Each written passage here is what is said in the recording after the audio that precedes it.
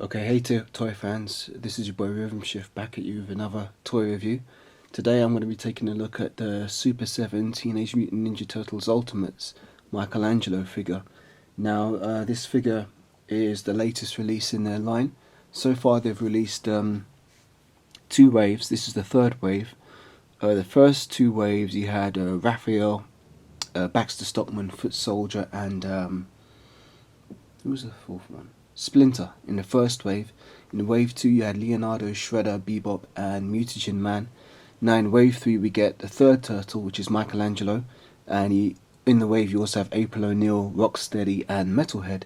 So I just got my order in today, and I'm going to start off by opening and reviewing Michelangelo, because this is, along with April, this is the Ash and Rocksteady. I like all three. But I'm going to start by opening the turtle, because you know, the turtles are the real heroes of the thing. As you can see, it comes in its brown shipping box, which most of the Super 7 figures come with this type of packaging, which is a carryover from back when Mattel started doing it with their Masters of the Universe Classics line, which is something I was really into because of all the toy lines that I collected as a child. He-Man and the Masters of the Universe was my favourite. And it's interesting because looking back, I remember how devastated I was when Mattel stopped producing the original Masters of the Universe toy line, and then they tried to switch it up with the New Adventures of He-Man, which I never got into. I didn't buy any of those toys. I was really sad when they stopped producing the original Masters of the Universe toys. And it was at that point in time that for a period, I felt like my world had been destroyed, because that was my thing, man, Masters of the Universe. But I got into, because my brother was very much into G.I. Joe, which was called Action Force over here. I started getting into a few of those, and then came Playmates Bandai's Teenage Mutant Ninja Turtles toy line in around 1989, and that really, for me, filled the void that was left in my heart by the Masters of the Universe toys not being produced anymore. So that's Ninja Turtles was my next big thing after that. So I was a huge Ninja Turtles fan back in the you know, when they first came out in the late 80s to early 90s. And I collected them up until around about, say, 1992. And I had most of the figures in the waves up until that point. Like, I had all of Wave 1, all of Wave 2 that was released in here in the UK. I mean, there's a couple of figures that wasn't released here. But I got all the ones that I could up until around 92. So yeah, I'm very much excited about these Super 7 TMNT Ultimates, because they're sculpted by the Four Horsemen, and they're in a 7-inch scale, so they fit in perfectly with like my Masters of the Universe Classics collection, which is great, and also Storm Collectibles, because they're in a 7-inch scale, and also McFarlane Toys. I'll do some comparisons size-wise with those figures later on in the review. But yeah, so here's the brown outer shipping box. Let's open it up and see what's inside. Okay, so out of the brown shipping box, here's how he looks inside, which is pretty much standard for this line. The heroes tend to come in a green outer cardboard box, and the villains come in a purple outer cardboard box. And on the front you can see Michelangelo's face. You can tell that's Michelangelo by the position of his mouth, which is very much reminiscent of the vintage toy, having a half of his teeth showing. You've got the two nunchuck symbols and a shell there, and it says Michelangelo at the bottom. If we rotate this, you can see it says Teenage Mutant Ninja Turtles on the packaging there, which is very nice. That's the 80s original Playmates toy line, what do you call it, logo. Now it's interesting because over here in the UK, when this was first released, it was called Teenage Mutant Hero Turtles, because of some reason or another, some unexplained reason, some dickhead on the marketing team thought that the word ninja was too violent for the European market, so they changed it to Teenage Mutant Hero Turtles. But time has proven how stupid of a decision that was, because now across the world the brand is known universally as Teenage Mutant Ninja Turtles, which is how it should be. So let's take this out. You get the outer plastic bag. To be honest, I think it's a bit of overkill on the packaging, because you get the brown shipping box and you get this plastic bag, which you don't really need, to be perfectly honest. Then you have this slip cover which lifts off. Now this is pretty cool for inbox collectors because it does mean that you can take the figure out and display it without taking it out of the box. But me, I open my toys. As far as I'm concerned, there's no point in having a toy if you're not going to open it, because then it's not a toy, it's just something in a box. But hey, to each their own. So let's slip this cover off and see what we've got. Okay, pretty sweet. So here you have Michelangelo in all his glory. It's got quite a lot of accessories actually, or at least so it seems. I suppose maybe because he's got the whole pizza box, it does seem a little bit bigger than a bigger of an accessory than came with, say, for example, Leonardo or Raphael. Nice to see he's got some chain nunchucku here. Those would be very nice. All of his regular ninja weapons. The Karma seems to have fallen out of its position in the packaging, which is interesting. So I have to open this regardless. Well, because if I was a mint on box collector, that would be a bit of a fail. But thankfully I'm not. And you've got the alternate head here, and as you can see, he's got the vintage toy head, and I love the way they've done his eyes. The way his eyes look slanted like that. Let's get this on a rotation. So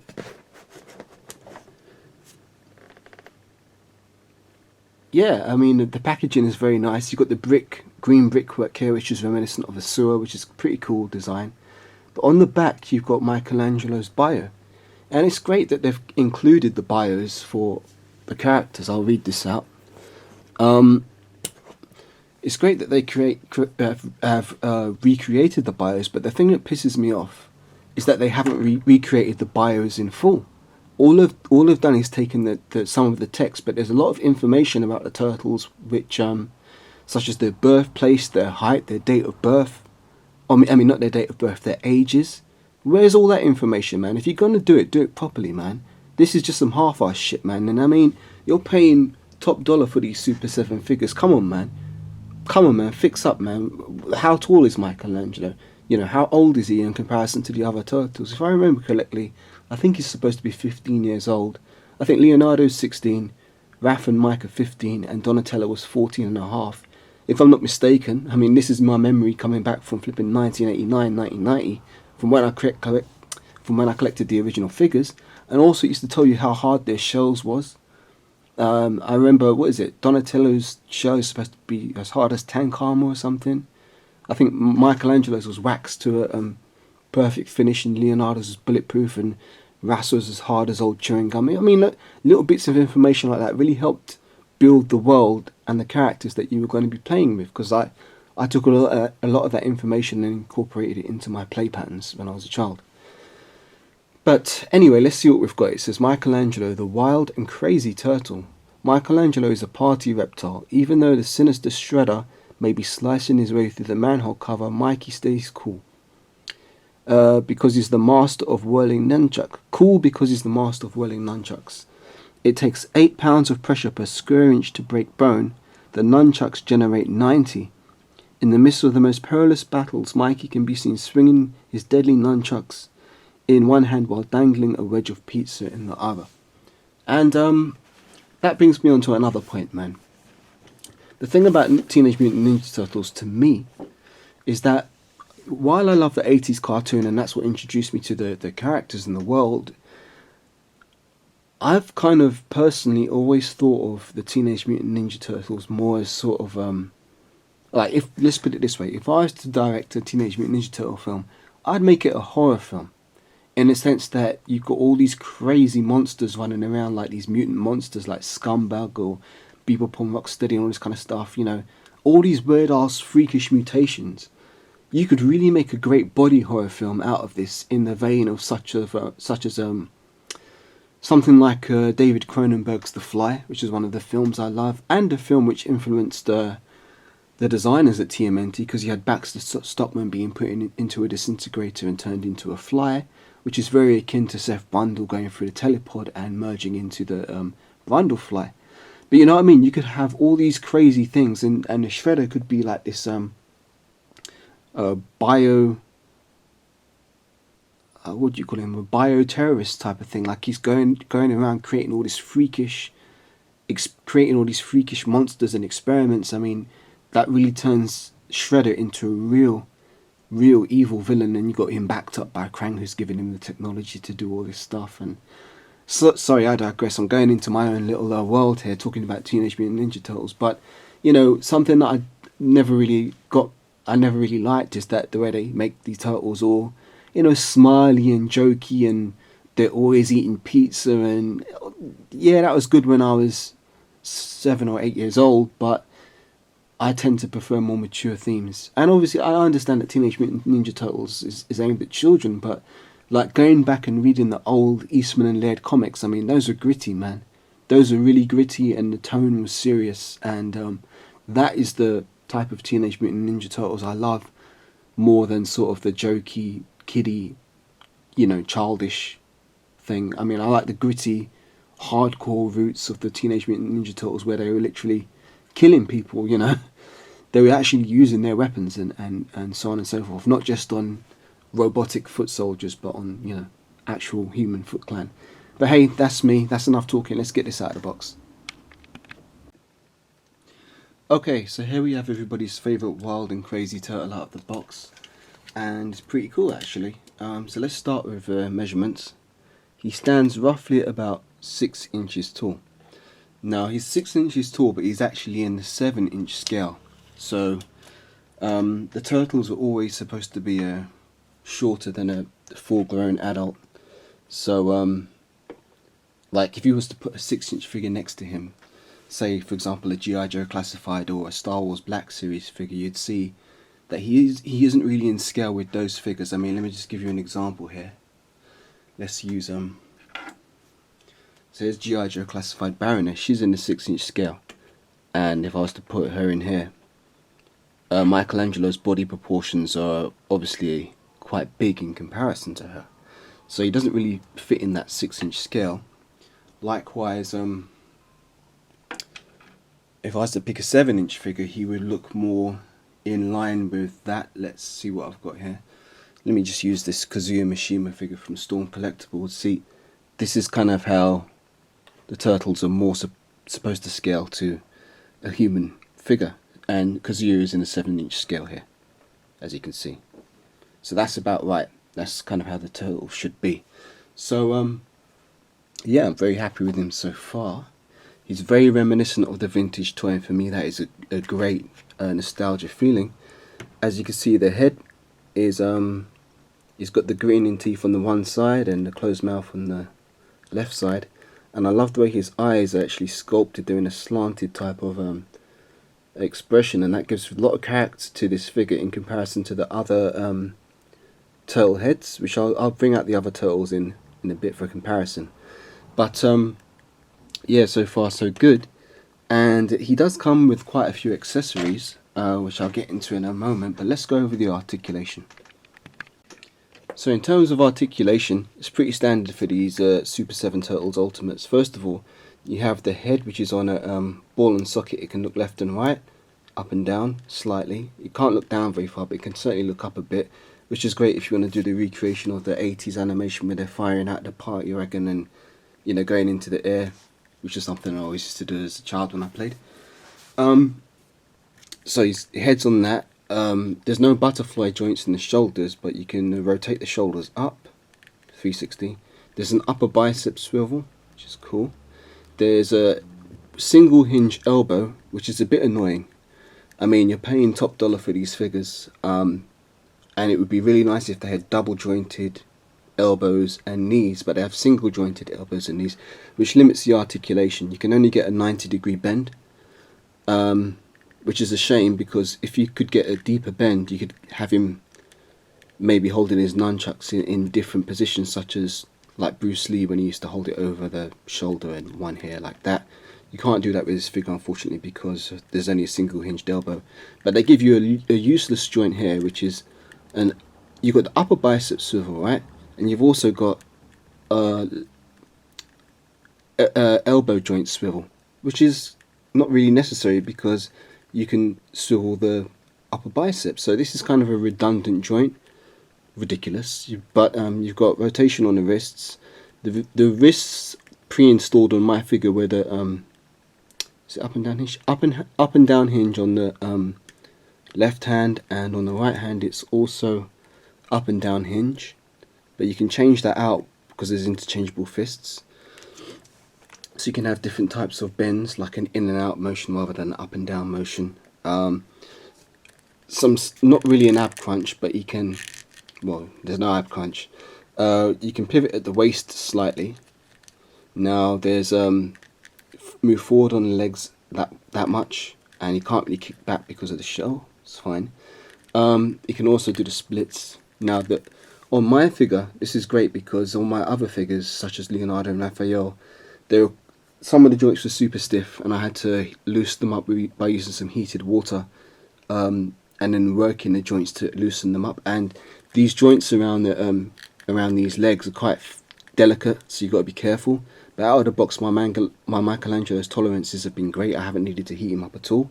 Now at the knees, again, if he had double jointed knees, it would be brilliant. But only a single joint at the knees, right?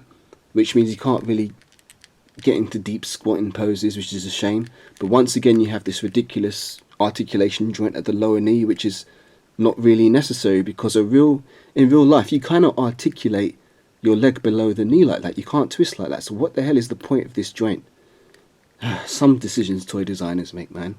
Then you have you can rock up on the feet as such, and you can also pivot from side to side.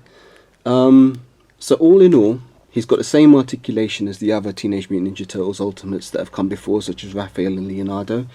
And there's some things that are good, and there's some things that are very frustrating, particularly for the price point of these figures, man. I mean, you know, I'm just looking at my shelf. I've got so many figures, you know, Power Rangers, Lightning, G.I. Joe Classified, which have double jointed knees and double jointed elbows and ab crunches. Now I understand that the Turtles might not have ab crunches, but characters like Shredder or Bebop or April or any of the other characters, I mean, there's no reason why they shouldn't have an ab crunch in this day and age. But that's the articulation. Let's take a look at his accessories.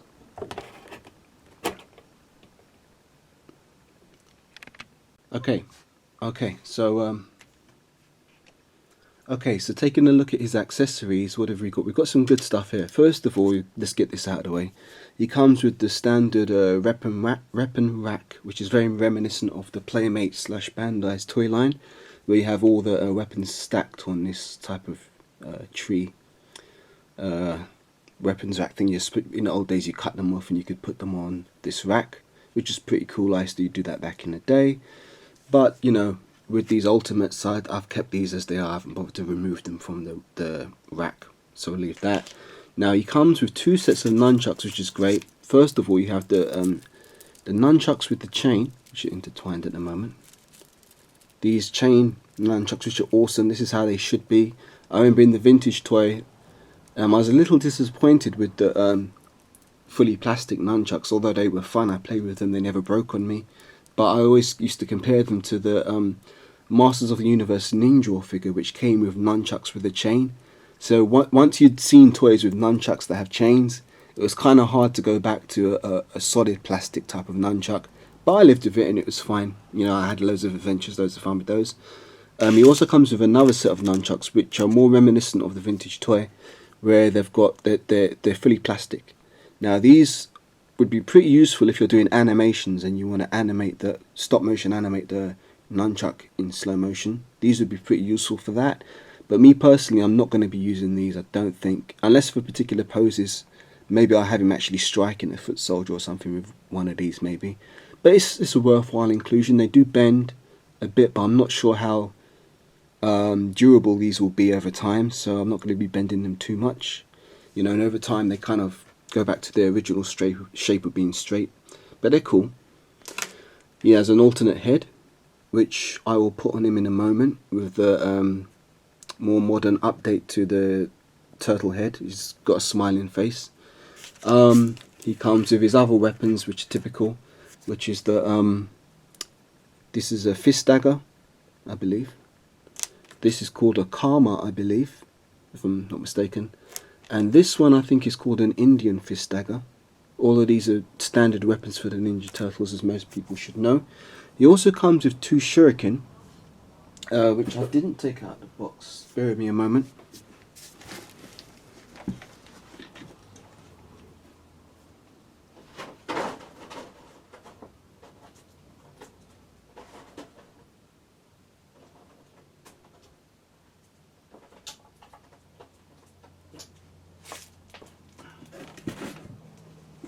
Yeah, the Shuriken is still in the box. I'll get them in a moment, and I'll show you those because they're still. I have to remove the sellotape to take those out, so I'll get them in a minute. But he comes with a pizza box, which is cool if you want to do poses recreating maybe Turtles in Time or the Turtles arcade game. You know, the pizza time boxes. If you do a diorama with that, that could be kind of cool, I suppose. He comes with this grappling hook weapon, which is a bit disappointing because first of all, this weapon was something that all the Turtles used early on, but I know in the cartoon, long after I'd stopped watching it, because I only watched the first 2 seasons, I believe, they changed Michelangelo's nunchuck weapon and replaced it with this grappling hook, which is pretty fucking lame, if you ask me, because, I mean, here you've got Leonardo running around with swords, able to lock people's heads off, and you're going to censor Michelangelo's nunchucks. I mean, the stupid decisions people make at times, man. But hey, I had to stop watching Ninja Turtles by then anyway, although I was still playing with the toys. And the trouble with this is that it's supposed to be a grappling hook, right? But it's made out of this really, really soft, rubbery plastic, so it can't hook onto anything for shit, right? Furthermore, what's this? This string is way too short. You can't really... You're going to scale the side of a building with this? Now, back in the day when I was a child, I used to use this weapon, the Kama, tie a thread around it, and this would be a great grappling hook because it can go over something, then you can hook the thread and they can pretend to be climbing up a building, or you could use it to slide down, like tie a string from the top of your stairs to the bottom of the stairs, and they hold this in their hand, they can slide down it. So this is pretty much more effective for that type of tool than this would be. I mean, come on, man, if you're going to make a grappling hook, at least make it strong enough that it can actually support the weight of the figure without potentially breaking, and give us some decent string. Now, you could potentially cut this string and tie your own thread on it, but no, I'm not going to be bothering to do that. So that's that. Now, he also comes with fists, alternate fists. What have we got here? You've got 2 punching fists, as you can see here. 2 open hands, which these hands are really cool for, you know, style posing, expressions. These are cool. And you've also got 2 other gripping hands with an alternative hinge. So as I said, the ones on the figure out of the box with the up and down motion, these would be the left and right motion on the fists. So those are those. So those are the accessories he comes with, along with 2 more Shuriken, which, as I said, I'll take them out of the box in a moment and show those. But that's his accessories for now, so let's get him armed up and see how he looks.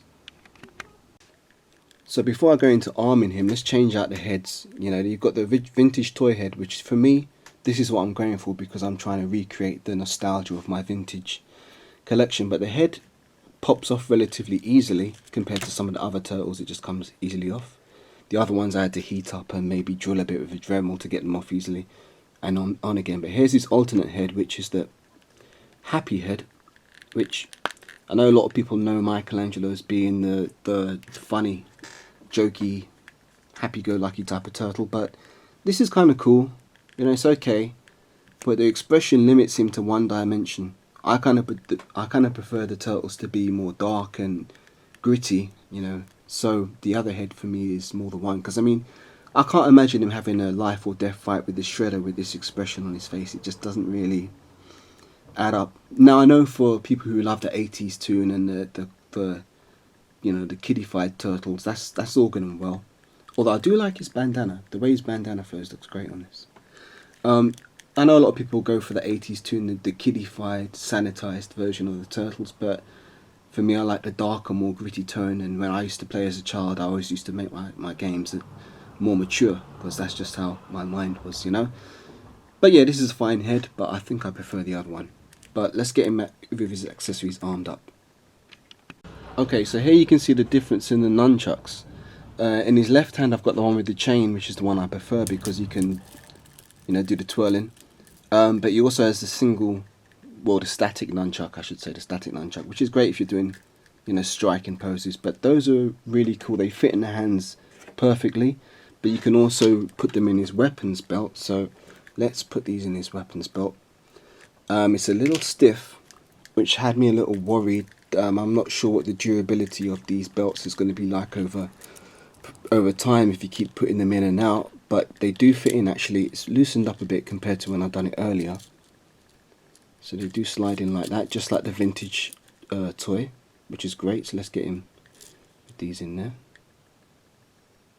So those are in, and they sit nicely, and they don't move around or they don't fall out or anything like that. Let's put these in too. You do have to work it a bit, but it goes in. It seems to have loosened up since I've done it earlier, which is good, because they were very stiff at the beginning. Yeah, there we go. So those nunchucks are in there nicely. Now, just as in the vintage toy, you can arm him with his extra weapons, such as the what did I call this? Oh, it's come out of his wrist. Well, that wasn't supposed to happen. There we go. This is the fist dagger. Let's try again. That's good. Yeah, just got to put it in securely. So there he is with his fist dagger, which is, great close range weapon. Stabbing. Kind of like a range weapon in Mortal Kombat 11 for those of you into fighting games. Let's put the other Indian dagger in his fist, which is, these all fit in really well. They're held securely. Silent weapons for silent takedowns. Great stuff. And the other one is the Karma, which is also fits in securely. There you go. So the weapons, he holds them really nicely. They all fit in securely, and yeah, I'm very happy with this, man. Very happy. So another thing that you can do is you can store some of these weapons if you're creative. Now what I like to do is, when I'm arming the turtles up for a mission, I put the little is this the Indian dagger? I think it's called an Indian dagger. Put that in there, and that can go under the arm and be stored there, which is nice. The fist dagger can also be stored in the other side of the turtle's belt. Raphael has a particular slot for that weapon, but there, so you can arm him with those, and there he is, he's ready for a mission. All that's missing is his shuriken. So let me get those. Oops. Let me get those. If he stands up, there we go. Okay, so I've got the shuriken out of the box. Now the great thing is with these shuriken is that this is how they look. Yeah, you can really store these well in the turtle's hands. So you can have them either holding them between the thumb and the thumb and the finger like this, which is really cool. It's quite secure.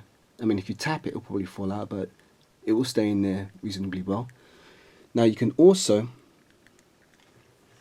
position the shuriken between the two fingers. That slides in pretty securely as well. And if you remember the original Shinobi game by Sega, these should be very reminiscent of that bonus stage where you're throwing the shuriken. So you can hold them like that. Now what you can also do, if you're creative, which is what I like to try and do and be with my toys, you can put them in like that, and you can have them hold it also through the thumb. So you can have him ready to actually throw two shuriken at an enemy, and it looks kind of more menacing, like if you hold them like that. See, so he's got the shuriken. Now if you change out his hand like this with the open hand, you can get a really cool pose of him, like preparing to hurl some shuriken at an opponent. Like if we he's like ready to throw some shuriken. That's pretty cool. But the other cool thing is that with these two shuriken in hand, and let's replace his hand with the other one. Now you've got Michelangelo fully equipped. He's holding all of his weapons except the grappling hook, which, yeah, I'm not really too fussed about the grappling hook because, oh, forgive me, that's my phone. Yeah, here he is with all his weapons fully tooled and ready for combat. So let's do a quick there we go. Here he is, fully armed, ready for combat. There you go, it's pretty nice. Now let's do some comparisons with the other turtles. So you've got Leonardo here, who also is fully equipped. It's Leo. And here's Raphael, which was the first turtle released. He's also pretty fully equipped, but he's missing his karma. Well, Leo's missing his karma too, but there's Raphael. And you can see, if he stands up, you can see how well they look together. I mean, this for me is very, very, very powerful. I mean, this really reminds me of my vintage turtle toys and adventures, because I was fortunate enough, after months and months of searching for these toys, because back in when they first came out they were so hard to get because they were so rare. But one day eventually I was out with my mum and my brother and we found them in W.H. Smith's, and they had the whole set there, all 10 figures from the first wave. And I was fortunate enough that my mum allowed me to get 2 and my brother to get 2, so I had Donatello and Leo. My brother got Michelangelo and Raphael, so we was fortunate enough to get all 4 turtles in one day. So that was a great, what was it, August 7th, 1990 maybe? Yeah, I remember the day because it was a very, very cool day for me, getting these toys after having searched for them for so long. My first figure that I got from the vintage turtle toy line was a foot soldier, and that's because everything else had sold out and the foot soldier was the only one they had left. But it was a really great day when I finally got these turtles, and because my brother was slightly older than me as well, he lost interest in them relatively quickly, so he basically let me have his Michelangelo and Raph, so I had all 4 turtles, thankfully. But yeah, they look great together. I'm very, very happy about that. Let's get some enemies in and see how he looks with those. Bear with me.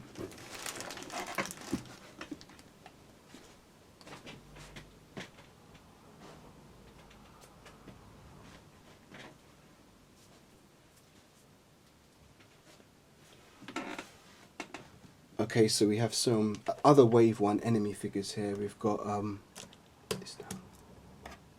Start off with the foot soldier, as I was just talking about him. So, here we go, foot soldier. See, I've got him kind of in that crouched pose like the vintage toy, but he's actually a much taller figure. We've got Bebop, who is very much taller. If he stands up straight, which I'll make him if he balances because it's a bit top heavy. Bebop is huge. There we go. He's not going to stand up straight, I don't think. But that's how Bebop would scale, which is great because as boss characters, like I remember the original Turtles arcade game, with Bebop and Rocksteady were the first 2 bosses on the first 2 stages, and they were quite, you know, challenging to beat back in the day, which was a lot of fun. So there's Bebop standing there, and one of my personal favourites is the Shredder.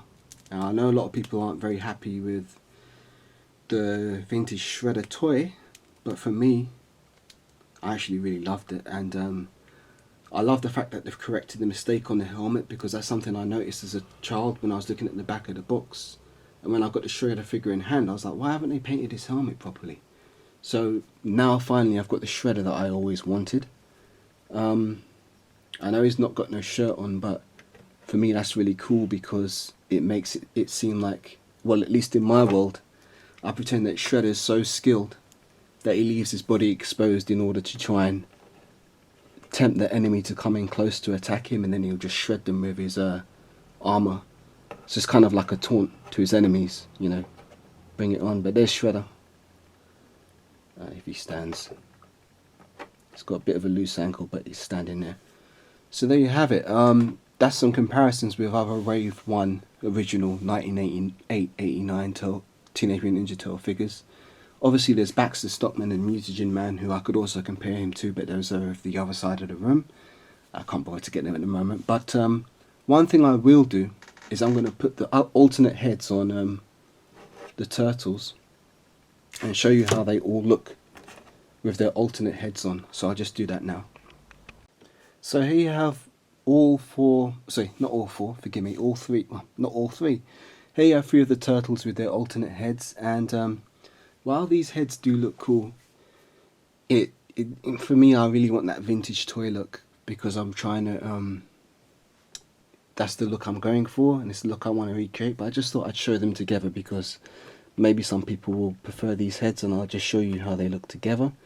So that's how they look. Pretty nice, but I'm going to keep them with the vintage toy heads myself. And finally, I'd like to do a comparison with the actual vintage Michelangelo toy, and then that will conclude the review. Okay, so to round out this review, I'm going to do a quick comparison of some of the Michelangelo figures that I've collected over the years. As I said, here's a Super 7 TMNT Ultimates Michelangelo. Here's my vintage 1988-89 vintage Michelangelo. And as you can see, they've really recaptured his eyes. See, because his eyes are a little bit slanted on this figure. Don't know if that's coming up on camera. They're quite slanted. They really carried that through into the modern update. I mean, they really recaptured that head beautifully. It's great, man. So there's these two. And I also have my, also sculpted by the Four Horsemen, 2008 Michelangelo from NECA, which I customized to make him have this color scheme, to make him look more reminiscent to the vintage toy color palette. So there they are together, and I've also got some Mega Constructs too. Great for having it Lego scale. Here's a little Mega Constructs Toon Michelangelo, which is, these Mega Construct figures are so underrated, man. They're really great, especially if you're into like Lego building and stuff. These are great. And also if you're into Transformers Masterpiece, they scale perfectly with those. So there you have it. As I said, all in all, I think the pros outweigh the cons. This is a great figure if you're a real Ninja Turtles fan. And yeah, bring on Donatello, man. I can't wait to complete the, was it the quartet? Yeah, awesome. And I mean, all of these figures are really good in their own little way, but all in all, this is a great addition. One thing I didn't mention actually is on Michelangelo's belt, I noticed that the paint is slightly off. Sorry if this is off center to camera because I'm sitting to the side. The paint on the M is slightly off target, it's a bit tilted, but I don't mind that, it's fine, I can live with it. It's probably not going to be like that on all figures, maybe just my one. But yeah, all in all, great figure, can't wait for Donatello. Yeah, see you on the next toy review, which as I said will probably be April O'Neil. Yeah, see you then, take care. Okay, so there you have it. Okay, so there you have it. That's the review of the Teenage Mutant Ninja Turtles Ultimates Michelangelo figure by Super 7. All in all, I'm very happy with this figure, and the more turtles I get, the more it starts to feel like I'm really getting back into that vintage collection I had. I mean, when I got Raphael, okay, he's cool. Articulation's a bit limited. When I got Leonardo, okay, I've got 2 now. But now I've got 3 with Michelangelo. Now it's starting to take shape, and it's starting to feel like 1988, 89 again, when I got my original set of turtle figures. So would I recommend this figure? If you're a Teenage Mutant Ninja Turtle fan, I would very much recommend this figure. He does come with a lot of accessories. The chain nunchucks are excellent. But other than the points I've already mentioned, such as the lack of double hinged elbows, double hinged knees, and ultimately the price point, those are 3 negatives. But otherwise, if you was a vintage Teenage Mutant Ninja Turtles fan and you enjoyed the original toy line, then this figure is pretty much essential. Because if you've just got one turtle, I mean, come on, man, you do need all 4. So Michelangelo is, I'd say if you're into turtles, he's a must-have.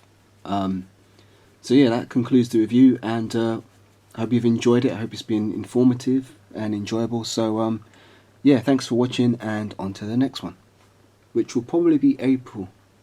I think I'll go for April next.